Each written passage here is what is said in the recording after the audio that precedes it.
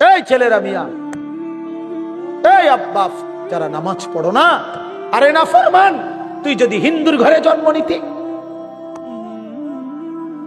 তুই যদি ইহুদির ঘরে জন্ম নিতি, তুই যদি খ্রিস্টানের ঘরে জন্ম নিতি, বেটা কি হতো জীবন যদি কোনোদিন কালেমার আহ্বান না শুনতা?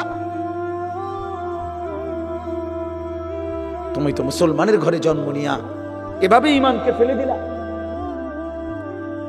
মুসলমানের ঘরে জন্ম নিয়ে এভাবে নামাজকে প্রত্যাখ্যান করলা। ছি ছি ছি ছি, তোমারে দেখে তো হিন্দুও হাসবে, তোমারে দেখে তো ইহুদিও হাসবে, তোমারে দেখে তো খ্রিস্টানও হাসবে, যে দেখছো হয় নাকি শ্রেষ্ঠ জাতি, ওদের ধর্ম নাকি শ্রেষ্ঠ ধর্ম, ওদের ধর্ম কোরআন নাকি শ্রেষ্ঠ কিতাব, ওদের শ্রেষ্ঠ ধর্ম ওদেরই পছন্দ হয় না, ওদের শ্রেষ্ঠ কিতাব ওরাই পড়তে পারে না। তো এটা কিসের শ্রেষ্ঠ? কথা বলেন না।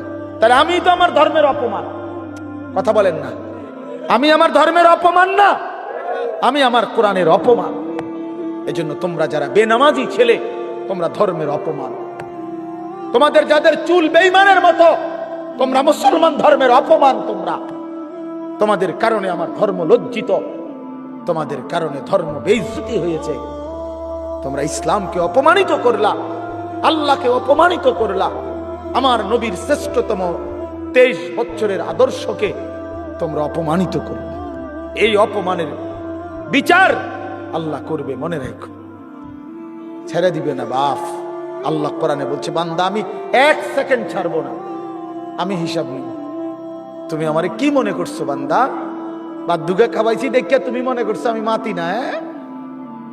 হ্যাঁ, কিটা মনে করছো? এ পেশাব পায়খানার বাপ তুমি মনে করছো আমি কিছুই বলবো না, কিছুই বলবো না। তুমি জানো না ফেরাউনকে শোয়াইছে কে? তুমি জানো না কারুনকে শোয়াই দিছে কে? তুমি জানো না নমরুদ সাদ্দাতকে নিশ্চিহ্ন করে দিয়েছে কে? তুমি শোনো নাই? তুমি আন্দাজ করো নাই আমি আল্লাহ কেমন? এই পৃথিবীর কত অবাধ্য জাতিকে আমি আল্লাহ ধ্বংস করে দিয়েছি, শোনো নাই? আল্লাহর কথা বলতে পারা এটাও সৌভাগ্য, শুনতে পারা এটাও সৌভাগ্য, ইন্তেজাম করতে পারা এটাও সৌভাগ্য। যালিকা ফাদলুল্লাহি ইউতিহি মান ইয়াশা। আল্লাহ তাআলা বলছেন এটা আল্লাহ তাআলার ফজল, অনুগ্রহ, দয়া। তিনি যাকে ইচ্ছে করেন দিয়ে থাকে, তিনি যাকে ইচ্ছে। হযরতে বেলাল রাদিয়াল্লাহু তাআলা ওনার বাড়ি মক্কা মদিনা না, অনেক দূরে, কিন্তু উনি মুসলমান হয়েছেন, সাহাবী হয়েছেন। হযরতে হুযাইফা নবীজির সাহাবী, ওনার বাড়ি মক্কা মদিনা না, ইয়ামান, উনি মুসলমান হয়েছেন, সাহাবী হয়েছেন।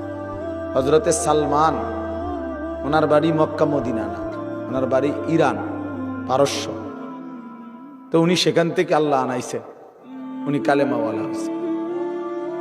হযরত আবু হুরায়রা রাদিয়াল্লাহু তাআলা বিখ্যাত সাহাবী, সবাই নাম জানে। আবু হুরায়রার নাম সবাই জানেন না? উনিও কিন্তু মক্কা মদিনার মানুষ না, উনি দাউস গোত্র, এটা অনেক দূরে, কিন্তু সেখান থেকে আল্লাহ ওনাকে আনাইয়া মুসলমান হয়েছেন, সাহাবী হয়েছেন। কিন্তু আবু জেহেল বাড়ির কাছে, আল্লাহর ঘর কাবার সবচেয়ে কাছে, সর্বপ্রথম বাড়ি যার কাবা ঘরের পরে আবু জেহেলের বাড়ি। জানেন এটা? আবু জাহেলের ঘরের আগে কারো ঘর নেই, কারো ঘর ছিল না। নবীজির ঘরও আরো পিছনে ছিল, সবার ঘর পিছনে। কাবা ঘরের সবচেয়ে নিকটতম প্রতিবেশী ছিল আবু জাহেল। তো কি হয়েছে? কিন্তু বদনসিব, আবুল আহাব কাছে ছিল, বঞ্চিত। এই জন্য এটা আসমানের ফয়সালা। এত কাছে থেকে বঞ্চিত হলো কেন? এত দূরের থেকে আসলো কেন?